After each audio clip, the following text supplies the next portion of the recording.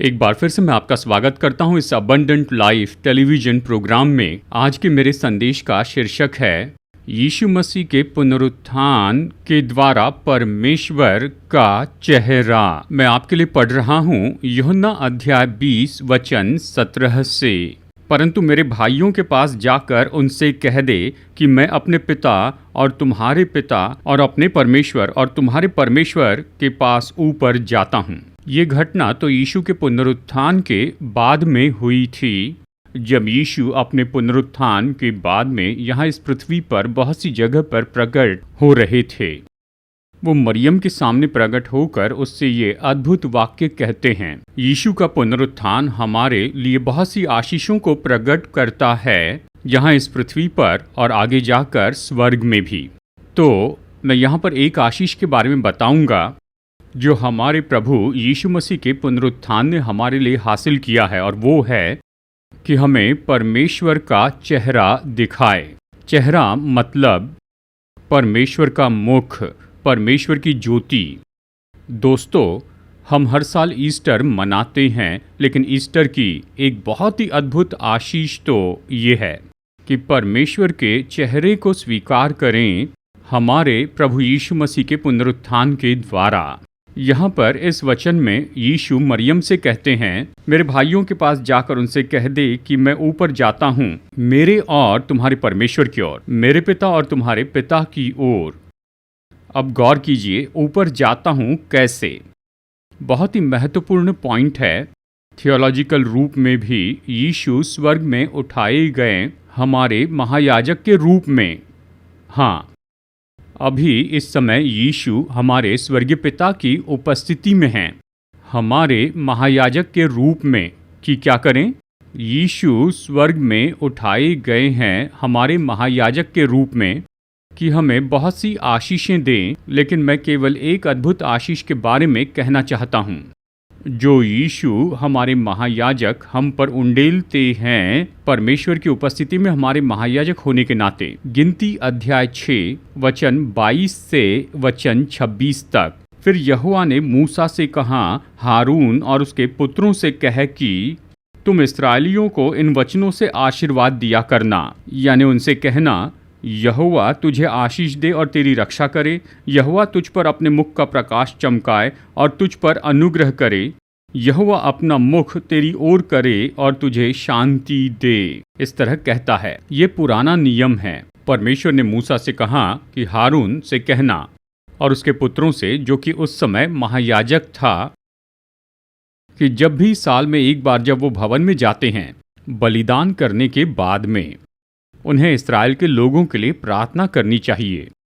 और परमेश्वर ने कहा, तुम बलिदान चढ़ाने के बाद में इस्राएली लोगों के लिए प्रार्थना करना, इस्राएली लोगों को इस तरह से आशीष देना, यहोवा अपना मुख तेरी ओर करे और तुझे शांति दे।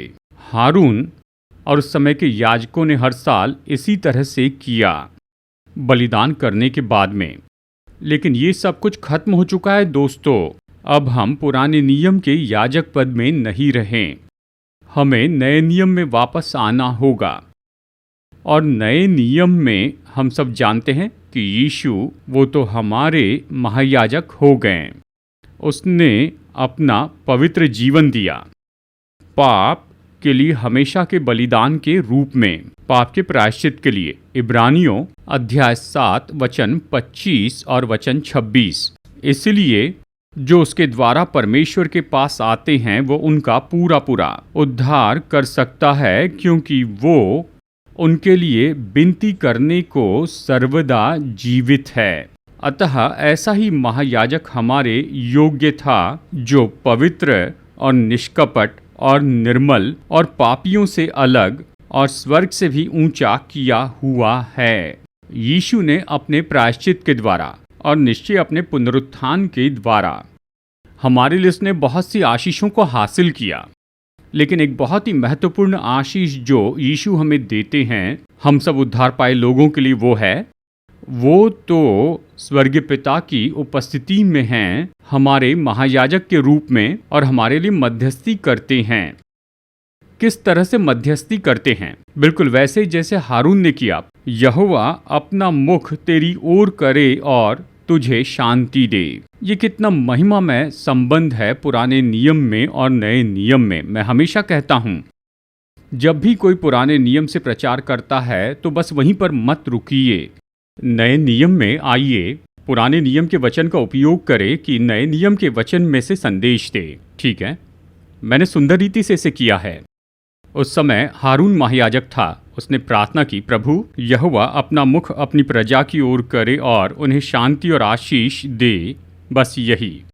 अब नए नियम में यीशु हमारे महायाजक हैं और वो स्वर्गीय पिता की उपस्थिति में हैं, और वो तो दिन और रात प्रार्थना कर रहे हैं मेरे दोस्तों कि स्वर्गीय पिता अपने मुख को हमारी ओर उठाएंगे।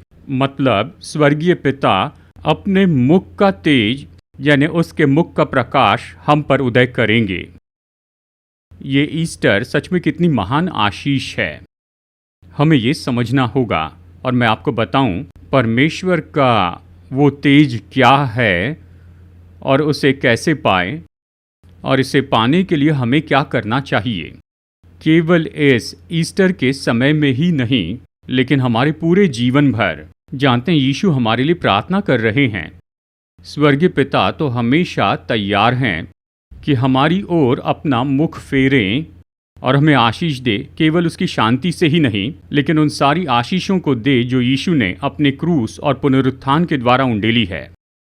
हमें प्रतिदिन परमेश्वर के मुख के तेज को प्राप्त करते जाना है। परमेश्वर की ज्योति, परमेश्वर के मुख को, परमेश्वर के तेज को, परमेश्वर की महिमा को जितना ज़्यादा हम पिता के मुख को देखते चले जाएंगे, तो स्वर्गीय पिता की ज्योति, स्वर्गीय पिता की महिमा, दोस्तों, उससे हम बहुत आशीष पाएंगे। हमारा परिवार आशीष पाएगा, हमारा वैवाहिक जीवन आशीष पाएगा, हमारी सेवकाई आशीष पाएंगी। क्यों? क्योंकि हम स्वर्गीय पिता की ज्योति को प्राप्त करते हैं। जब उजियाला आ जाता है तो अंधकार चली जाता।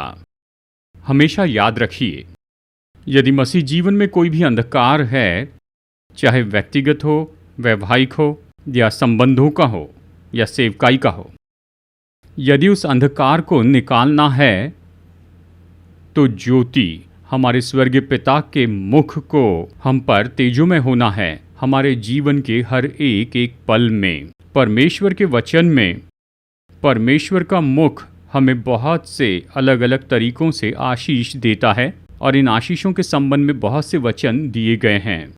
और मैं आपको ऐसे 3 अद्भुत आशीषें बताऊंगा, कैसे परमेश्वर के मुख का तेज हमें इस पृथ्वी पर आशीष देगा। नंबर 1, परमेश्वर का मुख हमें इस संसार में सुरक्षा देता है। भजन संहिता अध्याय 31 वचन 16, अपने दास पर अपने मुंह का प्रकाश चमका, अपनी करुणा से मेरा उद्धार कर। यहाँ मेरा उद्धार कर, ये उद्धार शब्द नहीं है, यहाँ उद्धार मतलब सुरक्षा शब्द है। राजा दाऊद को वहाँ सुरक्षा चाहिए थी। हम ये कहानी जानते हैं, उसका बेटा पीछा कर रहा था, शाऊल पीछा कर रहा था, दाऊद वहाँ पर जंगल में था, अपनी जान बचाकर छिप रहा था, और दाऊद ये बहुत ही अद्भुत प्रार्थना करता है, परमेश्वर अपना मुख मेरे ऊपर तेजोमय कीजिए। एक बार आपके मुख का तेज मुझ पर चमक जाए तो मैं सुरक्षित रहूँगा। अद्भुत वाक्य है। हाँ, जब भी परमेश्वर के मुख का तेज होता है जो हम पर चमकता है, हमारे परिवार पर, हमारे विवाह पर, हमारी सेवकाई में, हमारे व्यक्तिगत जीवन में, नौकरी में, व्यापार में, पढ़ाई में, तो हम बहुत ही अद्भुत सुरक्षा पाएंगे। अब दाऊद किस सुरक्षा के बारे में कह रहा था? परमेश्वर के मुख के द्वारा। वचन 4 कहता है, जो जाल उन्होंने मेरे लिए बिछाया है उससे तू मुझको छुड़ा ले, क्योंकि तू ही मेरा दृढ़गढ़ है। सबसे पहले दाऊद कह रहा है कि शत्रु उसे पकड़ने के लिए उसके आसपास जाल बिछा रहा है कि उसे मार दे। खैर, परमेश्वर ने अपने मुख का तेज दाऊद के जीवन पर चमकाया और फिर उसकी सुरक्षा की उन सारे जाल से जिसके द्वारा शत्रु उसे फंसाने की कोशिश कर रहे थे। दोस्तों, मसीह जीवन में बहुत से जाल होते हैं कि हमें बांध दें, कि हमें पूरी तरह बांधें, कि हमें बंधन में रखें। आप उस जाल के बारे में सोचिए जो आपको परेशान कर रहा है, ऐसा जिसने आपको पकड़ लिया और आप उसमें से बाहर नहीं निकल पा रहे हैं। चाहे ये हो पाप, कर्जा, भावनात्मक समस्याएं, दुष्ट की शक्तियां, जो भी हो। यदि आपके आसपास जाल फैलाया गया है और आप बिल्कुल उसके बीच में फंस गए, मेरे दोस्तों, आपको किसकी ज़रूरत है? परमेश्वर के मुख की ज्योति की, उसके मुख की।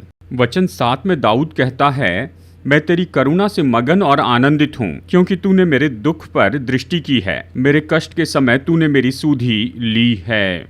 दाऊद कह रहा है, परमेश्वर, मुझ पर अपनी ज्योति चमकाइए और मुझे मुश्किलों से बचाइए, विपत्ति से बचाइए। परमेश्वर ने दाऊद को बचाया। तो दोस्तों, क्या आप किसी मुश्किल से होकर जा रहे हैं? क्या आप किसी विपत्ति से होकर जा रहे हैं जिस पर आप जयवंत नहीं हो पा रहे हैं, जो आपको परेशान कर रही है, नीचे खींच रही है, आपकी शांति और आनंद चुरा रही है? तो प्रभु वचन कहता है, आपको तो परमेश्वर का तेज चाहिए। एक तरह से मेरे दोस्तों, हम सब किसी न किसी परेशानी में होते हैं। कोई फर्क नहीं पड़ता, चाहे हम चर्च में कितने भी बड़े क्यों ना हो, यहाँ तक कि परमेश्वर के दास भी। परेशानी होगी, विरोध तो होगा। उन पर जय पाने के लिए हमें परमेश्वर के तेज की ज़रूरत है। वचन 9, हे यहोवा, मुझ पर अनुग्रह कर, क्योंकि मैं संकट में हूँ। मेरी आँखें वरन मेरा प्राण और शरीर सब शोक के मारे घुले जाते हैं। दाऊद कह रहा है, मैं शोक में हूँ, मैं पीड़ा में हूँ। प्रभु, आपका चेहरा मुझ पर तेजोमय हो, आपका मुख मुझ पर चमके, ताकि मैं जिस शोक से जा रहा हूँ उस पर जयवंत हो जाऊं। निश्चय ही दाऊद बहुत शोकित था, क्योंकि उसका अपना बेटा उसका पीछा कर रहा था। क्योंकि शाऊल भी, जिसके प्रति दाऊद जीवन भर विश्वास योग्य रहा था, वो पीछा कर रहा था। उसका हृदय टूट चुका था, वो शोक से भर गया था। मसीह जीवन में प्यारे दोस्तों, हम सब जाते हैं दुख और आंसू, शोक और निराशा से।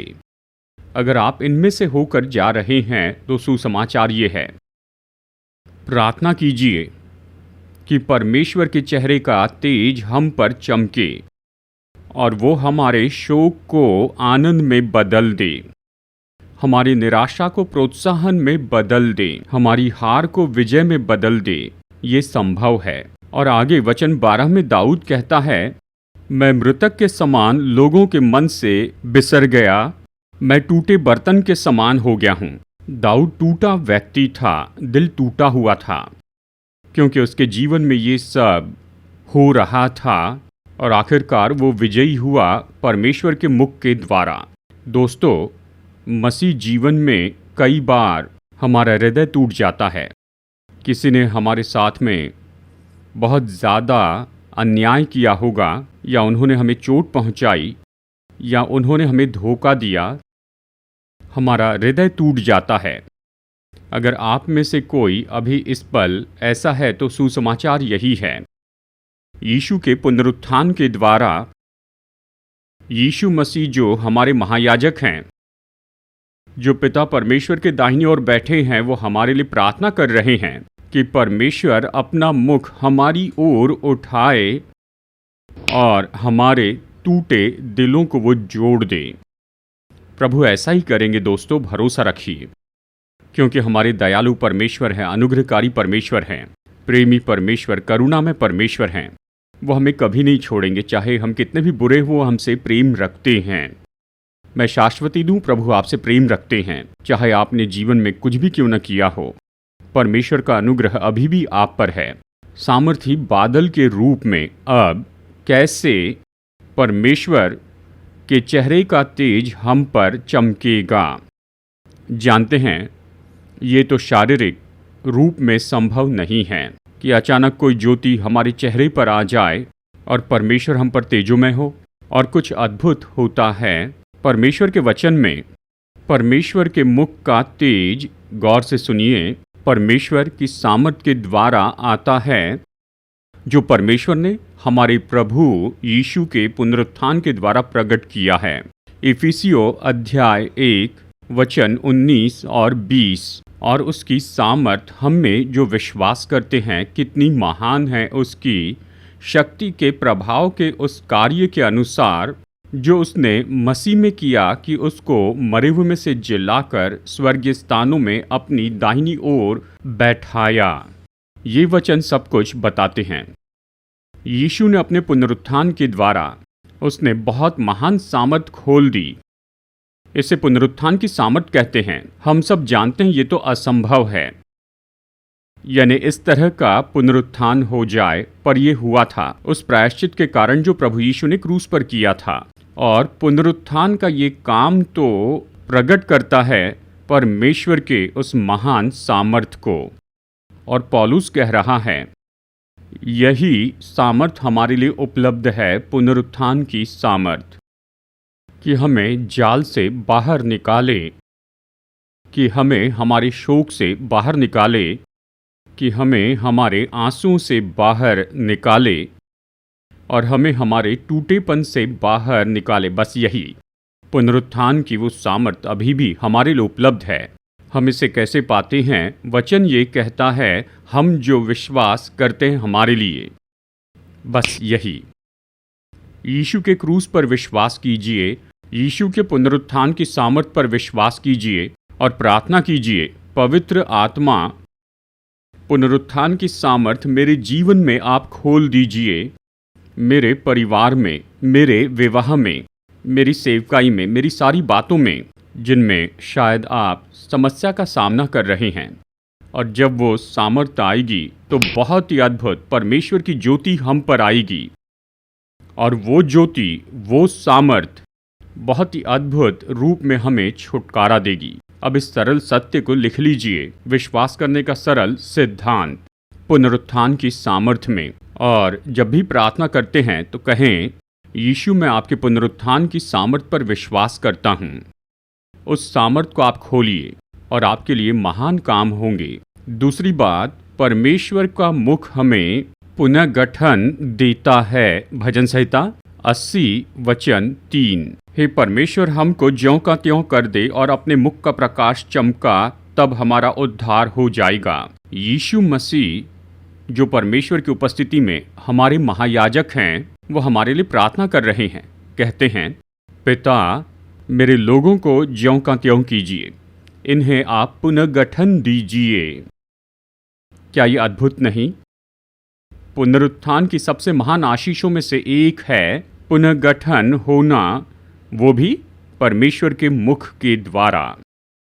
प्यारे दोस्तों, जानते हैं मसीह जीवन में हम सबको नया बनाया जाना चाहिए। मैं आपको कुछ उदाहरण देता हूं और निश्चय उनमें से एक तो आपसे जुड़ा ही होगा, शायद 1 या 2 या 3, लेकिन बात तो बस यही है, हम सबको नया बनाया जाना चाहिए। हम में से कुछ लोगों को पुनर्गठन की ज़रूरत है क्योंकि हम किसी तरह के पाप में गिर चुके हैं। ये संभव है। यहाँ तक कि जैसे प्रभु की संतान हम सबसे अच्छी कोशिश करते हैं कि पवित्र जीवन जिएं, लेकिन कई बार हम तो पाप में गिर जाते हैं। और जब भी हम पाप में गिर जाते हैं तो हमें क्या चाहिए? हमें पुनर्गठन चाहिए। वो मन फिराना, वो क्षमा पाना, वो शुद्ध किया जाना, कि नए बनाए जाए। और ये पुनर्गठन किस तरह से होता है दोस्तों? परमेश्वर के मुख के द्वारा। जब ये ज्योति हम पर तेजोमय होती है, पाप से पुनर्गठन होता है, परेशानी से। शायद कुछ लोग परेशानी से जाते हैं, कुछ लोग गंभीर परेशानी से जाते। हमें क्या चाहिए? पुनर्गठन, जो परमेश्वर हमें देंगे। तो कुछ लोग भावनात्मक समस्याओं से जाते हैं, हमें पुनर्गठन की ज़रूरत है। कैसे? परमेश्वर के मुख के द्वारा। कुछ लोग मुश्किल वैवाहिक जीवन से होकर जाते हैं, हमेशा लड़ते हैं, बहस करते, एकता नहीं, प्रेम नहीं। इस पर कैसे जय पाएं?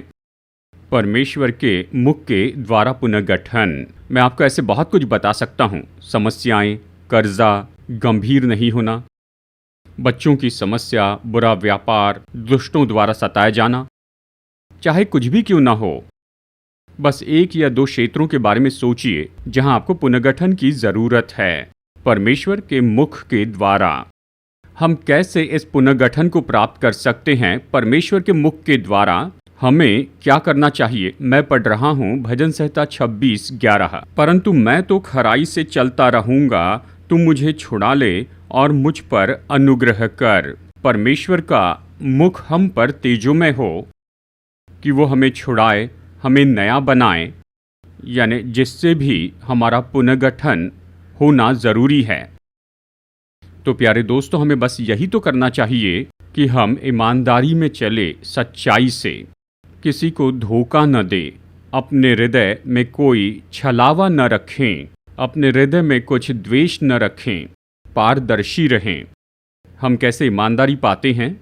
हर प्रार्थना में पश्चाताप करें, परमेश्वर से क्षमा मांगें, पवित्र आत्मा से विनती करें, ताकि हम जो भी गलत कर रहे हैं उस पर जयवंत हो जाएं। इससे हम परमेश्वर के मुख का तेज देखेंगे और प्रभु छुड़ाएंगे बहुत सी बातों से और हमें बहुत अद्भुत रीति से पुनर्गठित कर देंगे। तीसरी बात, परमेश्वर का मुख यीशु के पुनरुत्थान के द्वारा हमें बल देता है। भजन संहिता 105:4। यहोवा और उसकी सामर्थ को खोजो, उसके दर्शन के लगातार खोजी बने रहो। उसके मुख को खोजे, उसके मुख के खोजी हो, उसकी ज्योति, उसकी महिमा को खोजें, और फिर क्या होता है? हम बहुत बल प्राप्त करते हैं। प्यारे दोस्तों, जैसे हम मसीह जीवन में आगे बढ़ते जाते हैं, हमें परमेश्वर के बल की ज़रूरत है, परमेश्वर के मुख के द्वारा, कि अपने उद्देश्यों को प्राप्त करें और दुखों पर जयवंत हो जाएं और बहुत से अलग अलग परीक्षाओं पर जयवंत हो जाएं, तनाव से छुटकारा पाएं, नकारात्मक भावनाओं से, और साथ ही हमारे संबंधों में हम नए होते जाएं। हमारी आत्मिक उन्नति के लिए हमें बल चाहिए और हमारी सेवकाई बढ़ती चली जाए और ये तो और ज़्यादा बढ़े और लोगों के लिए आशीषित हो, तो हमें चाहिए, परमेश्वर का बल चाहिए। हम इसे कैसे पाएं? यही तो बात है। यीशु मसीह हमारे महायाजक हैं। वो स्वर्गीय पिता की उपस्थिति में हैं और हमारे लिए मध्यस्थी कर रहे हैं। हमारे लिए प्रार्थना करके कहते हैं, पिता, अपने लोगों को बल दीजिए अपने जीवन के सभी क्षेत्रों में। खैर दोस्तों, अगर आप महसूस करते हैं कि आप कमज़ोर हैं, असफल हो रहे हैं और आप हमेशा हार रहे हैं, तो आपको परमेश्वर के बल की ज़रूरत है। हम इसे कैसे पाते हैं? उसके मुख के द्वारा। अब परमेश्वर अपना बल हम पर कैसे उंडेलते हैं, इसे आप बिल्कुल न चूके प्यारे दोस्तों। ये तो पवित्र आत्मा के द्वारा है। हम कैसे पवित्र आत्मा की उस सामर्थ को प्राप्त करते हैं? इफिसियों अध्याय 5:18 कहता है कि तुम आत्मा के चलाए चलते रहो। पवित्र आत्मा से भर जाना ये तो हमारे उद्धार के समय होता है। हम पवित्र आत्मा को वरदान के रूप में पाते हैं, वो हमें वास करते हैं। लेकिन जैसे हम मसीह जीवन में आगे बढ़ते हैं तो प्रतिदिन हमें पवित्र आत्मा से भरते चले जाना है। और हम पवित्र आत्मा से कैसे भरते हैं प्यारे दोस्तों? मेरे पास इसके बारे में बहुत सी शिक्षा है जो मैं दे सकता हूँ, लेकिन मैं आपको बहुत ही सरल सिद्धांत बताता हूँ। हर प्रार्थना में पश्चाताप कीजिए और अपना हृदय पवित्र आत्मा को देकर कहें, पवित्र आत्मा, पुराने मनुष्यत्व को क्रूस पे चढ़ाइए, मेरे शरीर को क्रूस पे चढ़ाएं और प्रार्थना कीजिए, पवित्र आत्मा बदल दीजिए मेरे नए मनुष्यत्व को परमेश्वर की इच्छा में। बस यही।